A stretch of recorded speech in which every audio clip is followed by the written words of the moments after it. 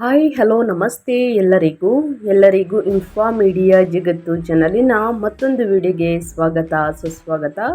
ಸ್ನೇಹಿತರೆ, ಎಲ್ಲರೂ ಹೇಗಿದ್ದೀರಾ? ಎಲ್ಲರೂ ಚೆನ್ನಾಗಿದ್ದೀರಾ ಅಂದ್ಕೊಂಡಿದ್ದೀನಿ. ನಾನು ಕೂಡ ತುಂಬಾ ಚೆನ್ನಾಗಿದ್ದೀನಿ.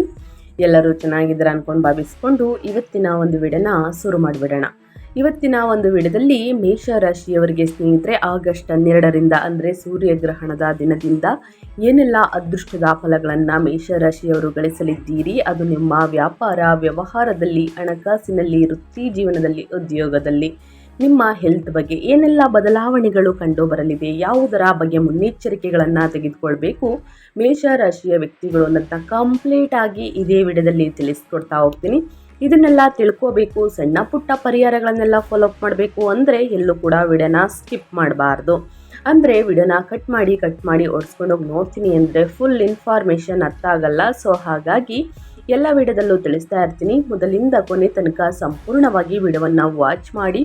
ವಿಡಿಯೋದಲ್ಲಿ ಒಳ್ಳೆ ಮಾಹಿತಿ ಸಿಕ್ಕಿದ್ದಲ್ಲಿ, ಈ ವಿಡಿಯೋ ಯೂಸ್ಫುಲ್ ಅನಿಸಿದ್ದಲ್ಲಿ ವಿಡಿಯೋಗೆ ಲೈಕ್ ಮಾಡೋದನ್ನ ಮರ್ತಿದ್ರೆ ಲೈಕ್, ಕಮೆಂಟ್, ಶೇರ್ ಮಾಡಿ. ನಿಮ್ಮ ಅಭಿಪ್ರಾಯವನ್ನು ಕಮೆಂಟ್ ಬಾಕ್ಸಲ್ಲಿ ತಿಳಿಸಬಹುದು. ಓಂ ಸೂರ್ಯಾಯ ನಮಃ ಎಂದು ಕಮೆಂಟ್ ಮಾಡಿ. ಸೂರ್ಯನ ನಾಮಗಳನ್ನು ಹೇಳುವುದರಿಂದ ಸೂರ್ಯಗ್ರಹಣದ ಸಮಯದಲ್ಲಿ ಇರುವಂತಹ ಅಡಚಣೆಗಳು, ತೊಂದರೆಗಳು ಸ್ನೇಹಿತರೆ ಎಲ್ಲವೂ ಕೂಡ ಸಂಪೂರ್ಣವಾಗಿ ನಿವಾರಣೆಯಾಗಲಿದೆ ಅಂತಲೇ ಹೇಳಬಹುದು. ಮೊದಲನೇದಾಗಿ ಸೂರ್ಯಗ್ರಹಣದ ಬಗ್ಗೆ ತಿಳಿಸ್ಕೊಡ್ತೀನಿ, ಆ ನಂತರ ಮೇಷರಾಶಿಯವರ ಬಗ್ಗೆ ತಿಳಿಸ್ಕೊಡ್ತಾ ಹೋಗ್ತೀನಿ. ಎಲ್ಲೂ ಕೂಡ ಸ್ಕಿಪ್ ಮಾಡ್ದೇ ಕೊನೆ ತನಕ ವಾಚ್ ಮಾಡಿ. ಈ ಅದೃಷ್ಟ ರಾಶಿ ನಿಮ್ಮ ಕುಟುಂಬದಲ್ಲಿ, ನಿಮ್ಮ ಸ್ನೇಹಿತರಲ್ಲಿ ಅಥವಾ ನಿಮ್ಮ ಹಿತೈಷಿಗಳು ಯಾರೇ ಆಗಿದ್ದರೂ ಕೂಡ ಈ ವಿಡಿಯೋವನ್ನು ಅವ್ರಿಗೆ ಶೇರ್ ಮಾಡೋದ್ರಿಂದ ನಿಮ್ಮ ಕಡೆಯಿಂದ ಅದೃಷ್ಟದ ಭವಿಷ್ಯವನ್ನು ಅವರು ಕೂಡ ತಿಳ್ಕೊಂಡಂಗಾಗುತ್ತೆ. ಓಕೆ, ವಿಡಿಯೋದ ಕಡೆ ಗಮನ ಕೊಡ್ತಾ ಹೋಗೋಣ ಬನ್ನಿ. ಆಗಸ್ಟ್ 12, 2026ರಂದು ಸಂಭವಿಸಲಿರುವಂತಹ ಸಂಪೂರ್ಣ ಸೂರ್ಯಗ್ರಹಣವು ಭಾರತದಲ್ಲಿ ಅಂದರೆ ಕರ್ನಾಟಕ ಸೇರಿದಂತೆ ರಾತ್ರಿ ವೇಳೆ ಸಂಭವಿಸುವುದರಿಂದ ಗೋಚರಿಸುವುದಿಲ್ಲ ಅಂತಲೇ ಹೇಳಬಹುದು. ಭಾರತದಲ್ಲಿ ಕಾಣಿಸದ ಕಾರಣ ಯಾವುದೇ ಸೂತಕ ಕಾಲ ಅಥವಾ ಧಾರ್ಮಿಕ ನಿಯಮಗಳು ಇಲ್ಲಿ ಅನ್ವಯಿಸುವುದಿಲ್ಲ. ಆದ್ದರಿಂದ ಭೀಮನ ಅಮಾವಾಸ್ಯೆ ಪೂಜೆ ಹಾಗೂ ಧಾರ್ಮಿಕ ಆಚರಣೆಗಳನ್ನು ಯಾವುದೇ ಅಡಚಣೆ ಇಲ್ಲದೆ ಎಂದಿನಂತೆ ಆಚರಿಸಬಹುದು ಎಂದು ಹೇಳಲಾಗಿದೆ. ಯಾಕಂದರೆ ರಾತ್ರಿಯ ಸಮಯದಲ್ಲಿ ಸೂರ್ಯಗ್ರಹಣ ಸಂಭವಿಸಲಿರುವುದು ಸ್ನೇಹಿತರೆ. ಇನ್ನು ದಿನಾಂಕ ಆಗಸ್ಟ್ 12, 2026 ಬುಧವಾರದ ದಿನ. ಸಮಯ ಅಂದರೆ ಭಾರತೀಯ ಕಾಲಮಾನದ ಪ್ರಕಾರ ಆಗಸ್ಟ್ 12ರ ರಾತ್ರಿ 9:04ರಿಂದ ಆಗಸ್ಟ್ 13ರ ಬೆಳಿಗ್ಗೆ 4:25ರವರೆಗೆ ಇರಲಿದೆ. ಗೋಚರತೆ ಅಂದರೆ ಸ್ನೇಹಿತರೆ ಗ್ರೀನ್ಲ್ಯಾಂಡ್, ಐಸ್ಲ್ಯಾಂಡ್, ಸ್ಪೇನ್ ಮತ್ತು ಉತ್ತರ ಅಟ್ಲಾಂಟಿಕ್ ಮಹಾಸಾಗರದಲ್ಲಿ ಮಾತ್ರ ಗೋಚರ, ಭಾರತದಲ್ಲಿ ಗೋಚರಿಸುವುದಿಲ್ಲ. ಇನ್ನು ಧಾರ್ಮಿಕ ಹಾಗೂ ಜ್ಯೋತಿಷ್ಯದ ಮಹತ್ವವನ್ನು ನೋಡೋದಾದರೆ ಈ ದಿನ ಭೀಮನ ಅಮಾವಾಸ್ಯೆ ಇದೆ, ಆಗಸ್ಟ್ 12ನೇ ತಾರೀಕು. ಈ ಗ್ರಹಣವು ಶ್ರಾವಣ ಮಾಸದ ಭೀಮನ ಅಮಾವಾಸ್ಯೆಯ ದಿನದಂದು ಬಂದಿದೆ. ಇನ್ನು ಸೂತಕವಿಲ್ಲ ಅಂತಲೇ ಹೇಳಬಹುದು. ಗ್ರಹಣವು ಭಾರತದಲ್ಲಿ ಗೋಚರವಾಗದ ಕಾರಣ ಸೂತಕ ಕಾಲ ಅಥವಾ ದೇವಸ್ಥಾನಗಳು ಬಂದ್, ನಿಯಮಗಳು ಇಲ್ಲಿ ಮಾನ್ಯವಾಗಿರುವುದಿಲ್ಲ ಅಂತಲೇ ಹೇಳಬಹುದು. ಇನ್ನು ರಾಶಿಗಳ ಮೇಲೆ ಪ್ರಭಾವ ಇರಲಿದೆಯಾ ಅಂದರೆ ಇದು ಕಟಕ ರಾಶಿಯಲ್ಲಿ ಸ್ನೇಹಿತರ ಆಶ್ಲೇಷ ನಕ್ಷತ್ರದಲ್ಲಿ ಸಂಭವಿಸುತ್ತಿದ್ದರೂ ಭಾರತದಲ್ಲಿ ದೃಶ್ಯಮಾನವಾಗದ ಕಾರಣ ಇಲ್ಲಿಯ ಜನರ ಮೇಲೆ ಯಾವುದೇ ನೇರ ಧಾರ್ಮಿಕ ಅಥವಾ ಅಶುಭ ಪರಿಣಾಮಗಳು ಇರುವುದಿಲ್ಲ. ಭೀಮನ ಅಮಾವಾಸ್ಯೆಯ ದಿನ ಸ್ನೇಹಿತರೆ ನೀವು ಪೂಜೆಯನ್ನು ಮುಗಿಸಿ, ಆದರೆ ಈ ದಿನದಿಂದ ಸ್ವಲ್ಪ ಬದಲಾವಣೆಗಳು ಕಂಡುಬರಬಹುದು. ಜ್ಯೋತಿಷ್ಯದ ಲೆಕ್ಕಾಚಾರದ ಪ್ರಕಾರ ಗ್ರಹಗಳ ಮೇಲೆ ಪ್ರಭಾವ ಬೀರಲಿದೆ ಎಂದು ತಿಳಿಸಿದ್ದಾರೆ ಸ್ನೇಹಿತರೆ. ಏಕೆಂದರೆ 12 ರಾಶಿಯವರ ಮೇಲೆ ವಿಭಿನ್ನ ಪ್ರಭಾವ ಬೀರಲಿದೆ. ಸೊ ಹಾಗಾಗಿ ಈ ರಾಶಿಯವರು ಏನೆಲ್ಲ ಪರಿಹಾರವನ್ನು ಅಂದರೆ ಸೂರ್ಯಗ್ರಹಣ ಮುಗಿದ ನಂತರ ಆಗಸ್ಟ್ 13ನೇ ತಾರೀಕು ಏನೆಲ್ಲ ಪರಿಹಾರವನ್ನು ಮಾಡಬಹುದು ಅನ್ನೋದನ್ನ ಕಂಪ್ಲೀಟಾಗಿ ತಿಳಿಸ್ಕೊಡ್ತೀನಿ. ಇನ್ನು ನಿಮ್ಮ ವೃತ್ತಿ ಮತ್ತು ನಿಮ್ಮ ಆರೋಗ್ಯದಲ್ಲಿ ಯಾವ ರೀತಿ ಪ್ರಭಾವವನ್ನು ಬೀರ್ಬೋದು ಅನ್ನೋದು ಕೂಡ ತಿಳಿಸ್ಕೊಡ್ತೀನಿ. ಎಲ್ಲೂ ಕೂಡ ಸ್ಕಿಪ್ ಮಾಡಬೇಡಿ. ಇವಾಗ ಮೊದಲನೇದಾಗಿ ಬಲಕ್ಕಿಂತ ಸೈರಣೆ ಮೇಲು ಅಂತಲೇ ಹೇಳಬಹುದು. ಗ್ರಹಗಳ ಸಂಚಾರ, ಅದರ ಪ್ರಭಾವ ಹೇಗಿರಲಿದೆ ಮೇಷರಾಶಿಯವರಿಗೆ ಅಂದರೆ ನಿಮ್ಮ ಎಂದಿನ ಆಕ್ರಮಣಕಾರಿ ಧೋರಣೆಯನ್ನು ಬಿಟ್ಟು ರಾಜತಾಂತ್ರಿಕತೆಯ ಮೂಲಕ ಅನಿರೀಕ್ಷಿತ ವೃತ್ತಿಪರ ಅಡಚಣೆಗಳನ್ನು ಎದುರಿಸಿ ಮುಂದುವರೆದಿರುವುದು. ಶನಿಯ ಪ್ರಭಾವದಿಂದ ವಿಳಂಬಗಳು, ಕಟ್ಟಿಟ್ಟ ಬುತ್ತಿ ಅಂತಲೇ ಹೇಳಬಹುದು. ಹಾಗಾಗಿ ಯೋಚಿಸಿ ತೆಗೆದುಕೊಂಡ ನಿರ್ಧಾರಗಳೇ ನಿಮಗೆ ಹೆಚ್ಚು ಪ್ರಯೋಜನಕಾರಿಯಾಗಲಿದೆ. ಇನ್ನು ನಿಮ್ಮ ಸಂಪತ್ತನ್ನು ಕಾಪಾಡಿಕೊಳ್ಳಿ. 6ನೇ ಮನೆಯಲ್ಲಿ ಶುಕ್ರನು ನೀಚನಾಗಿರುವುದರಿಂದ ಅನಿರೀಕ್ಷಿತ ಸಾಲಗಳು ಅಥವಾ ಕೂಡಿಟ್ಟ ಹಣದ ವಿಚಾರದಲ್ಲಿ ವಿವಾದಗಳು ಎದುರಾಗಬಹುದು. ಅನಾವಶ್ಯಕ ಐಷಾರಾಮಿ ಖರ್ಚುಗಳು ಮತ್ತು ಸಾಂಘಿಕ ಹಣಕಾಸಿನ ಮೇಲೆ ಬಿಗಿ ಹಿಡಿತವಿರಲಿ. ಇನ್ನು ಆಂತರಿಕ ಶಾಂತಿಯನ್ನು ಕಾಪಾಡಿಕೊಳ್ಳಿ. ಪ್ರಬಲ ಗ್ರಹಗಳು 4ನೇ ಮನೆಯಲ್ಲಿ ದಟ್ಟಣೆ ತೋರುತ್ತಿರುವುದರಿಂದ ಮನೆಯ ಜೀವನವು ಭಾರವೆನಿಸಬಹುದು. ಕುಟುಂಬ ಸದಸ್ಯರೊಂದಿಗೆ ಜಗಳವಾಡಿ ಗೆಲ್ಲುವುದಕ್ಕಿಂತ ನಿಮ್ಮ ಭಾವನಾತ್ಮಕ ನೆಮ್ಮದಿ ಮತ್ತು ಶಾಂತಿಯುತ ವಾತಾವರಣಕ್ಕೆ ಹೆಚ್ಚು ಪ್ರಾಮುಖ್ಯತೆಯನ್ನು ನೀಡಿ. ಇನ್ನು ನಿಮ್ಮ ಸಂಪರ್ಕ ಜಾಲವನ್ನು ಬಳಸಿ. ನಿಮ್ಮ 11ನೇ ಮನೆಯಲ್ಲಿ ರಾಹುವಿನ ಸಂಚಾರವು ಮುಂದುವರಿದಿರುವುದರಿಂದ ಅನಿರೀಕ್ಷಿತ ಧನಲಾಭ ಹಾಗೂ ಹಿರಿಯ ಸಹೋದರರಿಂದ ಅಮೂಲ್ಯ ಬೆಂಬಲ ಸಿಗಲಿದೆ. ವೈಯಕ್ತಿಕ ಪ್ರಯತ್ನಗಳು ನಿಧಾನವಾದಾಗ ಈ ಸಾಮಾಜಿಕ ಸಂಪರ್ಕಗಳು ಸಹಾಯವನ್ನು ಪಡೆದುಕೊಳ್ಳಿ ಅಂತಲೇ ಹೇಳಬಹುದು. ಇದು ಗ್ರಹಗಳ ಸಂಚಾರ ಮತ್ತು ಅದರಿಂದಾಗುವಂತಹ ಪ್ರಭಾವ. ಇನ್ನು ಸೂರ್ಯ 5ನೇ ಅಧಿಪತಿ ಸ್ನೇಹಿತರೆ 4ನೇ ಮನೆಯಲ್ಲಿ ಸಂಚಾರವನ್ನು ಮಾಡುತ್ತಿದೆ ಆಗಸ್ಟ್ 1ರಿಂದ 17ನೇ ತಾರೀಕು ತನಕ. ನಂತರ 5ನೇ ಮನೆಯಿಂದ 4ನೇ ಮನೆಯಿಂದ 5ನೇ ಮನೆಗೆ ಸ್ಥಳಾಂತರಗೊಂಡು ಆಗಸ್ಟ್ 17ರಿಂದ ಸಂಚಾರವನ್ನು ಮಾಡುತ್ತಿದೆ. ಸೆಪ್ಟೆಂಬರ್ 1ರವರೆಗೆ ಮೂಲ ತ್ರಿಕೋನದಲ್ಲಿ ಸಂಚಾರ ಅಂತಲೇ ಹೇಳಬಹುದು. ಇದರ ಪ್ರಭಾವ ಹೇಗಿರಲಿದೆ ಅಂದರೆ ನಿಮ್ಮ ತೀವ್ರ ಗಮನವನ್ನು ಕೌಟುಂಬಿಕ ಒತ್ತಡಗಳು ಮತ್ತು ತಾಯಿಯ ಆರೋಗ್ಯದಿಂದ ಶೈಕ್ಷಣಿಕ ಯಶಸ್ಸು, ಮಕ್ಕಳು ಮತ್ತು ನಂತರದ ಊಹಾಪೋಹಗಳ ಕಡೆಗೆ ಬದಲಾಯಿಸುತ್ತದೆ ಅಂತಲೇ ಹೇಳ್ಬೋದು. ಹಾಗಿದ್ರೆ ಇಂದಿನಿಂದ ನಿಮ್ಮ ವೃತ್ತಿ ಜೀವನ ಹೇಗಿರಲಿದೆ ಮೇಷರಾಶಿಯ ವ್ಯಕ್ತಿಗಳಿಗೆ ಅನ್ನೋದನ್ನ ನೋಡೋದಾದರೆ, ಆಗಸ್ಟ್ 12ರಿಂದ ಮಂಗಳನು ನಿಮ್ಮ 3ನೇ ಮನೆಗೆ ಪ್ರವೇಶಿಸುತ್ತಿದ್ದಂತೆ ನಿಮ್ಮ ಸಹಜ ಚೈತನ್ಯವು ಉಕ್ಕಿ ಹರಿಯುತ್ತದೆ. ವೃತ್ತಿಪರ ಅಡಚಣೆಗಳನ್ನು ಎದುರಿಸಲು ಅಗತ್ಯವಿರುವಂತಹ ಧೈರ್ಯ ಮತ್ತು ಶಕ್ತಿಯನ್ನು ತರುತ್ತದೆ. ನಿಮ್ಮ 12ನೇ ಮನೆಯಲ್ಲಿ ಮುಂದುವರಿದಿರುವಂತಹ ಏಳೀನಾಟಿ ಶನಿಯ ಮೊದಲ ಹಂತದಿಂದ ಉಂಟಾಗುವ ನಿರಂತರ ವಿಳಂಬಗಳನ್ನು ಮೀರಿ ಮುನ್ನುಗ್ಗಲು ನೀವು ಹೆಚ್ಚು ಪ್ರೇರೇಪಿತರಾಗುವಿರಿ. ಶನಿಯ ಅಪಾರ ಶಿಸ್ತನ್ನು ಬಯಸುತ್ತದೆ ಮತ್ತು ವಿದೇಶಿ ಸಂಬಂಧಿತ ವೃತ್ತಿ ಜೀವನದ ಏಕಾಂಗಿತನವನ್ನು ತರಬಹುದಾದರೂ ನಿಮ್ಮ ದೃಢವಾದ ಸಂವಹನವು ನಿಮ್ಮ ಪ್ರಯತ್ನಗಳು ಗುರುತಿಸಲ್ಪಡುವಂತೆ ಖಚಿತಪಡಿಸುತ್ತದೆ. ಇನ್ನು ಬಾಕಿ ಕೆಲಸಗಳನ್ನು ಸಕ್ರಿಯವಾಗಿ ತೆರವುಗೊಳಿಸಲು ಈ ಶಕ್ತಿಯ ವರ್ಧನೆಯನ್ನು ಬಳಸಿ. ಆದರೆ ಅಧಿಕಾರದಲ್ಲಿರುವವರೊಂದಿಗೆ ಅನಾವಶ್ಯಕ ವಾದವಿವಾದಗಳನ್ನು ತಪ್ಪಿಸಬೇಕಾಗುತ್ತದೆ. ಇನ್ನು ಶನಿಯ ಮುಂದುವರಿದ ಭಾರವಾದಂತಹ ಒತ್ತಡದ ಹೊರತಾಗಿಯೂ ನಿಮ್ಮ 11ನೇ ಮನೆಯಲ್ಲಿ ರಾಹುವಿನ ವಕ್ರ ಸಂಚಾರವು ಅತ್ಯುತ್ತಮ ಸಮತೋಲನವನ್ನು ನೀಡುತ್ತದೆ ಮತ್ತು ಹಠಾತ್ ಹಾಗೂ ಅಸಾಂಪ್ರದಾಯಿಕ ಲಾಭಗಳನ್ನು ಉಂಟು ಮಾಡಬಹುದು. ಅಧಿಕೃತ ಕಚೇರಿ ಕೆಲಸಗಳು ಅಡಚಣೆಗಳನ್ನು ದಾಟಲು ನೀವು ವಿಸ್ತಾರವಾದ ವೃತ್ತಿಪರ ನೆಟ್ವರ್ಕ್ಗಳು ಮತ್ತು ಹಿರಿಯ ಮಾರ್ಗದರ್ಶಕರನ್ನು ಅವಲಂಬಿಸಬಹುದು ಸ್ನೇಹಿತರೆ. ಇನ್ನು ಏತನ್ಮಧ್ಯೆ ಅಂದರೆ ತಿಂಗಳ ಮಧ್ಯದಲ್ಲಿ ಸೂರ್ಯನು ನಿಮ್ಮ 5ನೇ ಮನೆಗೆ ಚಲಿಸುವುದು ನಿಮ್ಮ ಗಮನವನ್ನು ಸೃಜನಶೀಲ ಬುದ್ಧಿವಂತಿಕೆಯ ಕಡೆಗೆ ತಿರುಗಿಸುತ್ತದೆ. ಇದು ಅದ್ಭುತ ಕಾರ್ಯತಂತ್ರಗಳನ್ನು ರೂಪಿಸಲು ಸಹಾಯವನ್ನು ಮಾಡುತ್ತದೆ. ನಿಮ್ಮ ನಿರೀಕ್ಷೆಗಳನ್ನು ವಾಸ್ತವೀಕರಣವಾಗಿಸಿಕೊಳ್ಳಲು ಸಹಯೋಗದ ಸಮಸ್ಯೆ ಪರಿಹಾರದ ಮೇಲೆ ತೀವ್ರ ಗಮನ ಹರಿಸಿ ಮತ್ತು ನಿಮ್ಮ ನಿರಂತರ ಶಿಸ್ತಿನ ಶ್ರಮವು ಅಂತಿಮವಾಗಿ ನೀವು ಬಯಸುವಂತಹ ಗೌರವಾನ್ವಿತ ಖ್ಯಾತಿಯನ್ನು ತಂದುಕೊಡುತ್ತದೆ ಎಂದು ನಂಬಬೇಕಾಗುತ್ತದೆ. ಯಾವುದರ ಬಗ್ಗೆ ಎಚ್ಚರಿಕೆ ವಹಿಸಬೇಕು ವೃತ್ತಿ ಜೀವನದಲ್ಲಿ ನನ್ನ ಕಂಪ್ಲೀಟಾಗಿ ತಿಳಿಸ್ಕೊಟ್ಟಿದ್ದೀನಿ. ಇನ್ನು ವ್ಯಾಪಾರ ವ್ಯವಹಾರದ ಬಗ್ಗೆ ಹೇಳೋದಾದರೆ, ಈ ರಾಶಿಯವರಿಗೆ 3ನೇ ಮನೆಯಿಂದ ನಿಮ್ಮ ಉದ್ಯಮಶೀಲತೆಯ ಉತ್ಸಾಹವನ್ನು ಹೊತ್ತಿಸುವುದರಿಂದ ಉದ್ಯಮಿಗಳು ಈ ತಿಂಗಳು ಒಂದು ಕ್ರಿಯಾತ್ಮಕ ವಾತಾವರಣವನ್ನು ಎದುರಿಸುತ್ತಾರೆ. ಇದು ನಿಮ್ಮನ್ನು ತೀವ್ರ ಸ್ಪರ್ಧಾತ್ಮಕವಾಗಿಸುತ್ತದೆ. ಸಣ್ಣ ಪ್ರಚಾರ ಅಭಿಯಾನಗಳನ್ನು ಪ್ರಾರಂಭಿಸಲು ಮತ್ತು ಮಾರುಕಟ್ಟೆಯಲ್ಲಿ ಪ್ರಾಬಲ್ಯವನ್ನು ಸಾಧಿಸಲು ನೀವು ಉತ್ಸುಕರಾಗಿರುವಿರಿ. ಅದಿಯಾಗೋ ಬುಧನು 3ನೇ ಮನೆಯಿಂದ ನಿಮ್ಮ 4ನೇ ಮತ್ತು 5ನೇ ಮನೆಗಳಲ್ಲಿ ಮಾಡುವಂತಹ ವೇಗದ ಚಲನೆಯು ಮಿಶ್ರ ಸಂವಹನವನ್ನು ತರುತ್ತದೆ ಸ್ನೇಹಿತರೆ.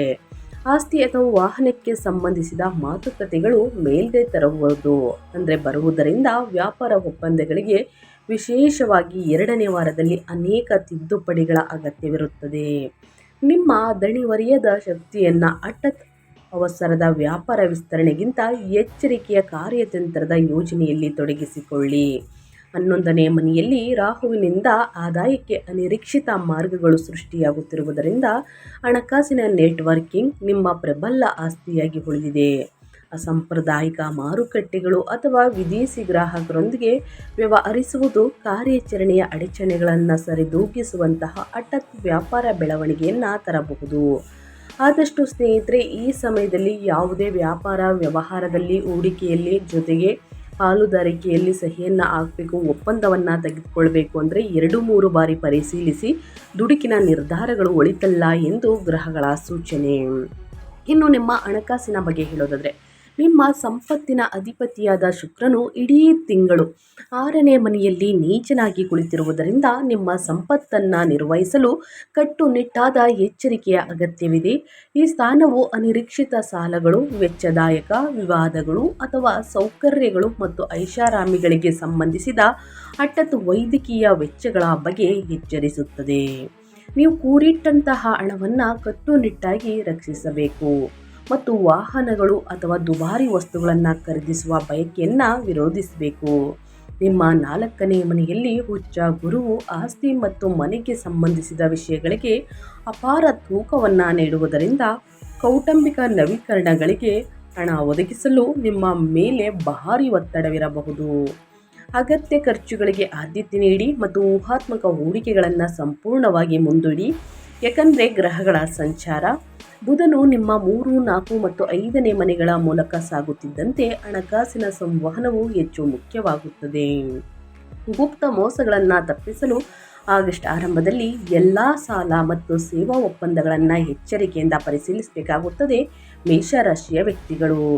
ಇನ್ನು ಸೂರ್ಯಗ್ರಹಣ ಮುಗಿದ ನಂತರ ಸೂರ್ಯನ ಸಂಚಾರವು ನಿಮ್ಮ 5ನೇ ಮನೆಗೆ ಸಾಗುವುದು ನಿಮ್ಮನ್ನು ಅಪಾಯಕಾರಿ ಸ್ಟಾಕ್ ಮಾರುಕಟ್ಟೆ ಸಾಹಸಗಳಲ್ಲಿ ಜೂಜಾಡುವಂತೆ ಪ್ರಚೋದಿಸಬಹುದು. ಗ್ರಹಗಳು ಅದಿಯಾಗೋ ನೀವು ಈ ಪ್ರವೃತ್ತಿಯನ್ನು ವಿರೋಧಿಸಬೇಕು. ಬದಲಾಗಿ ರಾಹು ಸುಲಭಗೊಳಿಸಿದ ಸ್ಥಿರ ಅಸಾಂಪ್ರದಾಯಿಕ ಆದಾಯದ ಮೂಲಗಳನ್ನು ಅವಲಂಬಿಸಿ ಹಣಕಾಸು ಸಲಹೆಗಾರರನ್ನು ಸಂಪರ್ಕಿಸಿ. ನಿಮ್ಮ ದೈನಂದಿನ ಸ್ನೇಹಿತರೆ ನಿಖರವಾಗಿ ಸಮತೋಲನಗೊಳಿಸಬೇಕಾಗುತ್ತದೆ. ಅಂದರೆ ಲೆಡೆಂಜರ್ಗಳನ್ನು ಸ್ನೇಹಿತರೆ ಮತ್ತು ನೀವು ಈಗಾಗಲೇ ಪಡೆದುಕೊಂಡಿರುವ ಸ್ವತ್ತುಗಳನ್ನು ಸಂರಕ್ಷಿಸುವುದರ ಮೇಲೆ ಮಾತ್ರ ಗಮನ ಕೇಂದ್ರೀಕರಿಸಬೇಕು. ಅನಗತ್ಯ ಖರ್ಚುಗಳನ್ನು ಮಾಡಬೇಡಿ, ಇದರಿಂದ ಸಾಕಷ್ಟು ಸಮಸ್ಯೆಗಳನ್ನು ನೀವೇ ನೋಡಬೇಕಾಗುತ್ತದೆ. ಇನ್ನು ಮೇಯ್ನ್ ಆಗಿ ನಿಮ್ಮ ಹೆಲ್ತ್ ಬಗ್ಗೆ ಹೇಳೋದಾದರೆ, 12ನೇ ಮನೆಯಲ್ಲಿ ಶನಿಯು ದೀರ್ಘಕಾಲದ ಬಳಲಿಕೆ ಮತ್ತು ನಿದ್ರೆಹೀನತೆಯ ಸಾಧ್ಯತೆಯನ್ನು ತರುವುದರಿಂದ ನಡೆಯುತ್ತಿರುವ ಏಳಿನಾಟಿ ಶನಿಯ ಮೊದಲ ಹಂತದಿಂದ ನಿಮ್ಮ ದೈಹಿಕ ಶಕ್ತಿಯು ಮೂಲಭೂತವಾಗಿ ಪರೀಕ್ಷಿಸಲ್ಪಡುತ್ತದೆ. ನಿಮ್ಮ ಒಟ್ಟಾರೆ ಯೋಗಕ್ಷೇಮದ ಮೇಲೆ ಪರಿಣಾಮ ಬೀರುವಂತಹ ದೀರ್ಘಕಾಲದ ಏಕಾಂಗಿತನ ಮತ್ತು ಆಳವಾದಂತಹ ದುಃಖದ ಭಾವನೆಯನ್ನು ನೀವು ಅನುಭವಿಸಬಹುದು. ಅದೃಷ್ಟವಶಾತ್ 3ನೇ ಮನೆಯಲ್ಲಿರುವಂತಹ ನಿಮ್ಮ ರಾಶಿಯ ಅಧಿಪತಿ ಮಂಗಳನು ಜಡತೆಯನ್ನು ಹಿಮ್ಮೆಟ್ಟಿಸಲು ಅಗತ್ಯವಾದಂಥ ಸ್ನಾಯು ಶಕ್ತಿ ಮತ್ತು ಮಾನಸಿಕ ಧೈರ್ಯವನ್ನು ಒದಗಿಸುತ್ತದೆ. ಆದಷ್ಟು ಕಟ್ಟುನಿಟ್ಟಾದ ದೈನಂದಿನ ದಿನಚರಿಗೆ ಬದ್ಧರಾಗಿರಿ, ಸಾಕಷ್ಟು ವಿಶ್ರಾಂತಿಗೆ ಆದ್ಯತೆ ನೀಡಿ ಮತ್ತು ಹಠಾತ್ ಅಪಘಾತಗಳಿಗೆ ಕಾರಣವಾಗುವ ಕಠಿಣ ಚಟುವಟಿಕೆಗಳನ್ನು ತಪ್ಪಿಸಿ. ಗ್ರಹಣದ ಸಮಯದಲ್ಲಿ ವಾಹನವನ್ನು ಚಾಲನೆ ಮಾಡೋದನ್ನ ಮೊದಲನೇದಾಗಿ ತಪ್ಪಿಸಿ. ತಡರಾತ್ರಿಯಲ್ಲಿ ಅತಿ ವೇಗ ಒಳಿತಲ್ಲ ಅನ್ನೋದನ್ನ ಗಮನದಲ್ಲಿಟ್ಕೊಳ್ಳಿ. ಇನ್ನು ಗ್ರಹಣ ಮುಗಿದ ನಂತರ 4ನೇ ಮನೆಯ ಮೂಲಕ ಸೂರ್ಯನ ಸಂಚಾರವು ಎದೆಗೆ ಸಂಬಂಧಿಸಿದ ದುರ್ಬಲತೆಗಳು ಮತ್ತು ಸಾಮಾನ್ಯ ಭಾವನಾತ್ಮಕ ಅಶಾಂತಿಯನ್ನು ಎತ್ತಿ ತೋರಿಸುತ್ತದೆ. ಅದು ನಿಮ್ಮ 5ನೇ ಮನೆಗೆ ಸಾಗುತ್ತಿದ್ದಂತೆ ನೀವು ಹೊಟ್ಟೆಯ ಆಮ್ಲೀಯತೆ, ಉಷ್ಣತೆ ಅಥವಾ ಸೌಮ್ಯ ಕಣ್ಣಿನ ಆಯಾಸಕ್ಕೆ ಸಂಬಂಧಿಸಿದ ಸಮಸ್ಯೆಗಳನ್ನು ಅನುಭವಿಸಬಹುದು. ನಿಮ್ಮ ಆಹಾರ ಕ್ರಮದ ಬಗ್ಗೆ ಹತ್ತಿರದಿಂದ ಗಮನ ಕೊಡಿ ಮತ್ತು ನಿಮ್ಮ ದೇಹದಲ್ಲಿ ಉರಿಯೂತವನ್ನುಂಟು ಮಾಡುವಂತಹ ಅತಿಯಾದ ಮಸಾಲೆಯುಕ್ತ ಆಹಾರವನ್ನು ತಪ್ಪಿಸಿ. ಇನ್ನು ತೀವ್ರವಾದ ಮಾನಸಿಕ ಒತ್ತಡವನ್ನು ನಿರ್ವಹಿಸಲು ಧ್ಯಾನ, ಯೋಗ, ಹಗುರವಾದ ಯೋಗದಂತಹ ಶಾಂತಗೊಳಿಸುವಂತಹ ಅಭ್ಯಾಸಗಳನ್ನು ಅಳವಡಿಸಿಕೊಳ್ಳಿ. ಈ ತಿಂಗಳು ತೀವ್ರ ಸವಾಲಿನ ಜ್ಯೋತಿಷ್ಯದ ವಾತಾವರಣ, ದೈಹಿಕವಾಗಿ ಬಳಲಿಸುವಂತಹ ಪರಿಣಾಮಗಳ ವಿರುದ್ಧ ಮೇಷರಾಶಿಯವರು ಭಾವನಾತ್ಮಕ ಶಾಂತಿಯನ್ನು ಕಾಪಾಡಿಕೊಳ್ಳುವುದು ನಿಮ್ಮ ಅತ್ಯುತ್ತಮ ರಕ್ಷಣೆಯಾಗಿದೆ ಅಂತಲೇ ಹೇಳಬಹುದು. ಇನ್ನು ಸೂರ್ಯನ ಸಂಚಾರದಲ್ಲಿ ಕೌಟುಂಬಿಕ ಜೀವನದಲ್ಲಿ ಅಸಾಧಾರಣವಾದ ತಾಳ್ಮೆಯನ್ನು ಬಯಸುತ್ತದೆ. ಇದು ಈಗಾಗಲೇ ಅಲ್ಲಿ ವಾಸಿಸುತ್ತಿರುವಂತಹ ಉಚ್ಚ ಗುರುವಿನ ಅಪಾರ ವಿಸ್ತಾರವಾದ ತೂಕದೊಂದಿಗೆ ಆಗಾಗ ಘರ್ಷಣೆ ನಡೆಯುತ್ತದೆ. ಮನೆಯಲ್ಲಿ ಸಣ್ಣ ಪುಟ್ಟ ವಾದ ವಿವಾದಗಳು ಸ್ನೇಹಿತರೆ ಅತಿಯಾಗಿ ದೊಡ್ಡದಾಗಬಹುದು. ಸೊ ಹಾಗಾಗಿ ಈ ಸಮಯದಲ್ಲಿ ಆದಷ್ಟು ಮೌನವಾಗಿ ವರ್ತಿಸುವುದು ಉತ್ತಮ. ಮಾತು ಬೆಳ್ಳಿ, ಮೌನ ಬಂಗಾರ ಥರ ವರ್ತಿಸಿ ಸ್ನೇಹಿತರೆ. ಇನ್ನು ನಿಮ್ಮ ತಾಯಿಯ ಆರೋಗ್ಯದ ಕಡೆ ಗಮನ ಕೊಡಿ. ಇನ್ನು ಯಾವುದೇ ಭಾವನಾತ್ಮಕ ಶಾಂತಿಯನ್ನು ಕಾಪಾಡಿಕೊಳ್ಳಲು ಗುರುವಿನ ಮುಂದುವರೆದ ಉಪಸ್ಥಿತಿಯು ಬುದ್ಧಿವಂತಿಕೆ ಮತ್ತು ಸಾಂಪ್ರದಾಯಿಕ ಮೌಲ್ಯಗಳಿಗೆ ಬದ್ಧತೆಯನ್ನು ಬಯಸುತ್ತದೆ ಅಂತಲೇ ಹೇಳ್ಬೋದು. ಒಟ್ಟಾರೆಯಾಗಿ ಹೇಳಬೇಕು ಅಂತಂದರೆ ಸ್ನೇಹಿತರೆ, ನಿಮ್ಮ ವಾತಾವರಣ ಯಾವ ರೀತಿ ಇರಬೇಕು ಅಂತಂದರೆ ಸ್ನೇಹಿತರೆ, ಶಾಂತವಾಗಿರಬೇಕು. ದುಡುಕಿನ ಮಾತುಗಳಿಂದ ಆದಷ್ಟು ದೂರವಿರಿ ಅಂತ ಹೇಳ್ತಾ ಮೇಷರಾಶಿಯ ವ್ಯಕ್ತಿಗಳಿಗೆ ನಾನು ಇವಾಗ ಒಂದಷ್ಟು ಪರಿಹಾರವನ್ನು ತಿಳಿಸ್ಕೊಡ್ತೀನಿ. ಆಗಸ್ಟ್ 12ನೇ ತಾರೀಕು ಸೂರ್ಯಗ್ರಹಣ ಇದೆ. ನಂತರ ನೀವು 13ನೇ ತಾರೀಕು ಪರಿಹಾರವನ್ನು ಮಾಡಬಹುದು, ಅಥವಾ ಆ ದಿನ ಮಾಡುವುದಕ್ಕೆ ಆಗುವುದಿಲ್ಲ. ಯಾಕಂದರೆ ಸೂರ್ಯಗ್ರಹಣ ರಾತ್ರಿ ಸಂಭವಿಸುವ ಕಾರಣ ಸ್ನೇಹಿತರೆ ಬಹಳಷ್ಟು ಎಚ್ಚರಿಕೆ ವಹಿಸಿ. ಇನ್ನು ಗುರು ಭಾರಿ ಕೌಟುಂಬಿಕ ಒತ್ತಡಗಳನ್ನು ನಿರ್ವಹಿಸಲು ಗುರುವಾರದಂದು ಶ್ರೀ ದಕ್ಷಿಣಮೂರ್ತಿಯನ್ನು ಪೂಜಿಸಿ ಅರಿಶಿಣ ಮತ್ತು ಕಡಲೆಬೇಳೆಯನ್ನು ದಾನ ಮಾಡಿ, ಮತ್ತು ನಿಮ್ಮ ಮನೆಯ ವಾತಾವರಣದಲ್ಲಿ ಬುದ್ಧಿವಂತಿಕೆಯನ್ನು ಆಕರ್ಷಿಸಲು ಮತ್ತು ಸವಾಲುಗಳನ್ನು ತಗ್ಗಿಸಲು ಗುರುಶೋತ್ರವನ್ನು ಜಪಿಸಿ. ಇನ್ನು ಸೂರ್ಯ ಅಹಮ್ಮನ್ನು ಅಂತಂದರೆ ನಿಮ್ಮ ಅಹಂಕಾರವನ್ನು ಘರ್ಷಣೆಗಳನ್ನು ತಣ್ಣಗಾಗಿಸಲು ಮತ್ತು ನಿಮ್ಮ ಶಕ್ತಿಯನ್ನು ಬೆಂಬಲಿಸಲು ಪ್ರತಿದಿನ ಭಾನುವಾರ ಅಥವಾ ಬೆಳಿಗ್ಗೆ ಅಂತಂದರೆ ಸ್ನೇಹಿತರೆ ಗುರುವಾರದ ದಿನ ಸೂರ್ಯೋದಯದ ಸಮಯದಲ್ಲಿ ಸೂರ್ಯನಿಗೆ ಅಗ್ರವನ್ನು ನೀಡಿ ಗೋಧಿ ಮತ್ತು ಬೆಲ್ಲವನ್ನು ದಾನ ನೀಡಿ, ಮತ್ತು ಅಧಿಕಾರ ಸಂಘರ್ಷಗಳು ಮತ್ತು ಶೈಕ್ಷಣಿಕ ಅಭದ್ರತೆಗಳನ್ನು ನ್ಯಾವಿಗೇಟ್ ಮಾಡಲು ಆದಿತ್ಯ ಹೃದಯ ಸ್ತೋತ್ರವನ್ನು ಪಠಿಸಬೇಕಾಗುತ್ತದೆ. ಇನ್ನು ಶನಿ ನಡೆಯುತ್ತಿರುವ ಏಳೀನಾಟಿ ಶನಿಯ ಏಕಾಂಗಿತನವನ್ನು ಸರಾಗಗೊಳಿಸಲು ಶನಿವಾರದಂದು ಶಿವನಿಗೆ ಎಳ್ಳೆಣ್ಣೆಯ ದೀಪವನ್ನು ಹಚ್ಚಿ ಬಡವರಿಗೆ, ನಿರ್ಗತಿಕರಿಗೆ, ಅಸಹಾಯಕರಿಗೆ ಅನ್ನದಾನ ಮಾಡಿ ಅನಿರೀಕ್ಷಿತ ವೆಚ್ಚಗಳು ಹಾಗೂ ದೀರ್ಘಕಾಲದ ಬಳಲಿಕೆಯನ್ನು ತಗ್ಗಿಸಲು ದಶರಥ ಶನಿ ಸ್ತೋತ್ರವನ್ನು ಪಠಿಸಬೇಕಾಗುತ್ತದೆ. ಆದಷ್ಟು ಮೇಷರಾಶಿಯವರಿಗೆ ಸಿಂಪಲ್ ಪರಿಹಾರವನ್ನು ತಿಳಿಸ್ಕೊಟ್ಟಿದ್ದೀನಿ. ಸರಳ ಪರಿಹಾರವನ್ನು ಅನುಸರಿಸಿ ಕಷ್ಟ, ಸಮಸ್ಯೆ, ಅಡಚಣೆ ಏನೇ ಇದ್ದರೂ ಕೂಡ ಸಂಪೂರ್ಣವಾಗಿ ನಿವಾರಣೆಯಾಗಲಿದೆ. ಸೊ ಹಾಗಾಗಿ ಮೇಷರಾಶಿಯವರು ಎಲ್ಲ ಪರಿಹಾರಗಳನ್ನು ಮಾಡಿ ಅಥವಾ ನಿಮ್ಮ ಅನುಗುಣಕ್ಕೆ ತಕ್ಕಂತೆ ಸ್ವಲ್ಪ ದಾನ ಧರ್ಮಗಳನ್ನು ಮಾಡಿ ಸ್ನೇಹಿತರೆ ಗ್ರಹಣ ಮುಗಿದ ಮೇಲೆ ಅಂತ ಹೇಳ್ತಾ ನಾನು ವಿಡಿಯೋವನ್ನು ಎಂಡ್ ಮಾಡ್ತಾ ಇದ್ದೀನಿ. ಇವತ್ತಿನ ಒಂದು ವಿಡಿಯೋದಲ್ಲಿ ಸಂಪೂರ್ಣ ಮಾಹಿತಿ ಸಿಕ್ಕಿದ್ದಲ್ಲಿ, ಈ ವಿಡಿಯೋ ಯೂಸ್ಫುಲ್ ಅನಿಸಿದ್ದಲ್ಲಿ ವಿಡಿಯೋಗೆ ಲೈಕ್ ಮಾಡೋದನ್ನ ಮರ್ತಿದ್ರೆ ಲೈಕ್, ಕಮೆಂಟ್, ಶೇರ್ ಮಾಡಿ ನಿಮ್ಮ ಅಭಿಪ್ರಾಯವನ್ನು ಕಮೆಂಟ್ ಬಾಕ್ಸಲ್ಲಿ ತಿಳಿಸಬಹುದು. ಯಾರೆಲ್ಲ ಸಬ್ಸ್ಕ್ರೈಬ್ ಮಾಡಿಕೊಂಡು ಪ್ರತಿನಿತ್ಯ ವಿಡಿಯೋ ವಾಚ್ ಮಾಡ್ತಿದ್ದೀರಾ ಅಂಥವರಿಗೆ ಥ್ಯಾಂಕ್ ಯು ಸೋ ಮಚ್ ಅಂತ ಹೇಳ್ತಾ, ನಿಮಗೂ ಮತ್ತು ನಿಮ್ಮ ಕುಟುಂಬಕ್ಕೆ ತುಂಬಾ ಒಳ್ಳೆಯದಾಗಲಿ. ಸೂರ್ಯದೇವರ ಆಶೀರ್ವಾದ ನಿಮ್ಮ ಮೇಲಿರಲಿ. ಮತ್ತೊಂದು ವಿಡಿಯೋ ಜೊತೆ ಮತ್ತೊಂದು ಹೊಸ ಭವಿಷ್ಯದಲ್ಲಿ ಸಿಗ್ತೀನಿ.